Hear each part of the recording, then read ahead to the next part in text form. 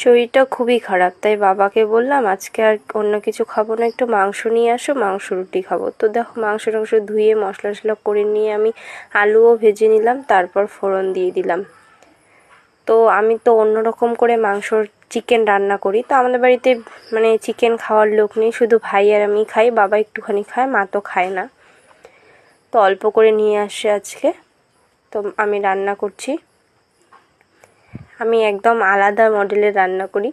তোমরা কারা কারা কীরকম করে রান্না করে অবশ্যই বলবে। আমি আগে মাংসটাকে ভেজে নিই, কারণ মাংসটা যদি না ভাজা হয় তাহলে গন্ধ করে। তো আমি মাংসটা ভেজে নুন হলুদ দিয়ে দিলাম পরিমাণ মতো।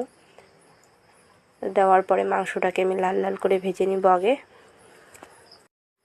তো মাংসটা লাল লাল করে ভেজে নেওয়ার পর তাতে দিয়ে দিচ্ছি মশলাগুলো বেটে রাখা, আদা জিরে, তারপর লঙ্কা রসুন, তারপর শুকনো লঙ্কার গুঁড়ো দিয়ে দিলাম একটু।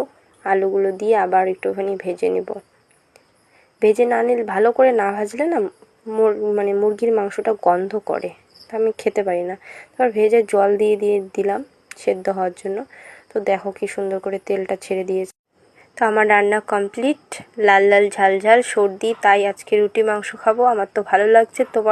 তোমাদের কেমন লাগছে সবাই জানিও। টাটা।